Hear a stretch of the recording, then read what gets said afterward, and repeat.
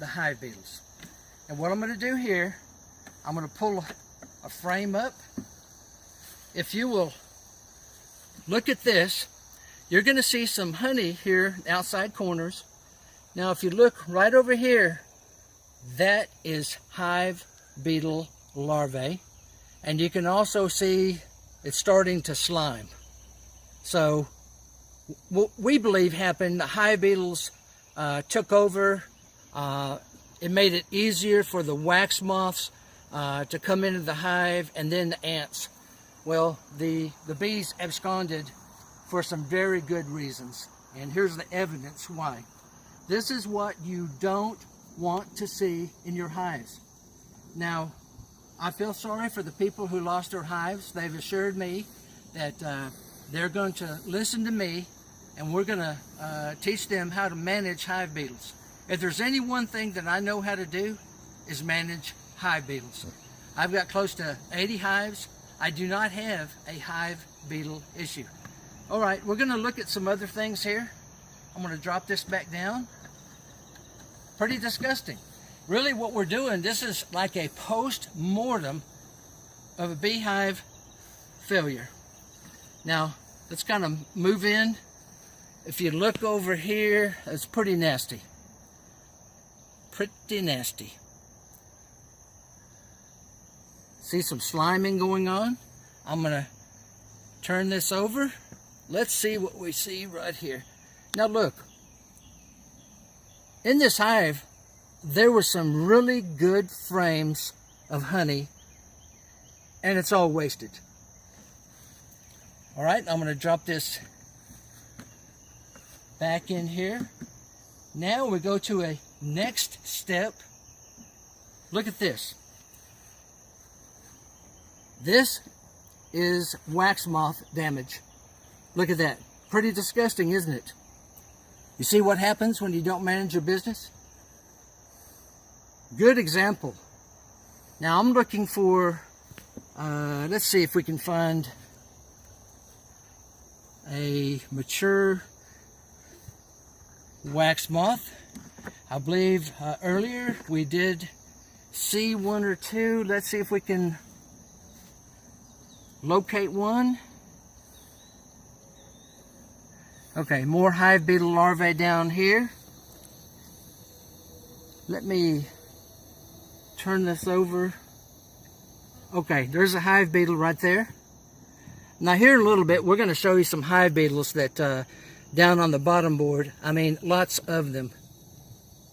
They're looking for those dark places to hide. Let's see what we have here. Now look up in this corner right here.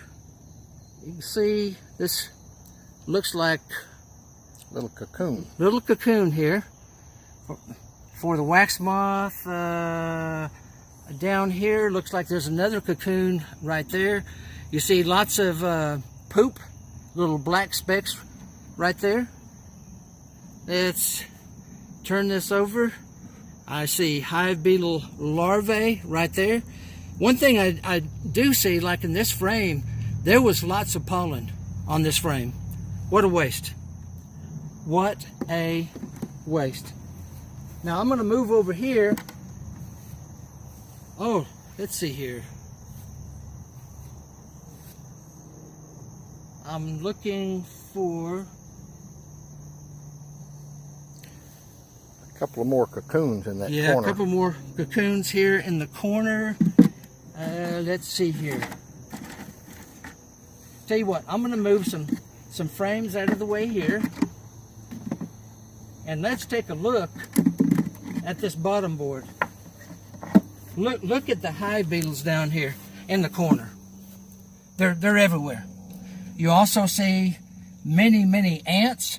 So when you have a hive that's absconded, it starts with the hive beetle sliming. It makes it easier for the wax moths to come in and take over.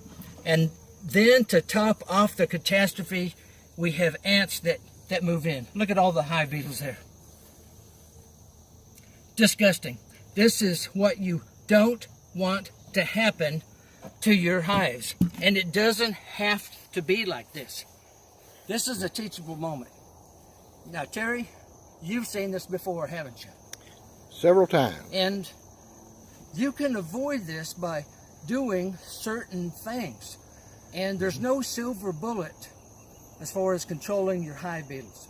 You have options. You have the reusable hive beetle traps. You've got the disposable hive beetle traps. I use both cooking oil in some of my disposable hive beetle traps.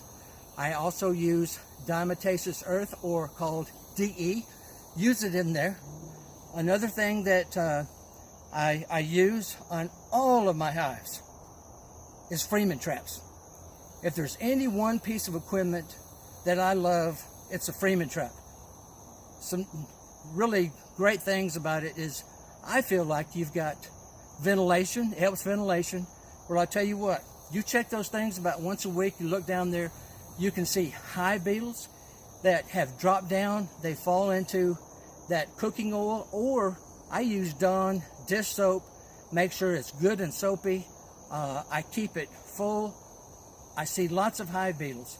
What I think is amazing, but at the same time kind of funny, I will see hive beetles down there in the sliding tray versus seeing them up in the hive.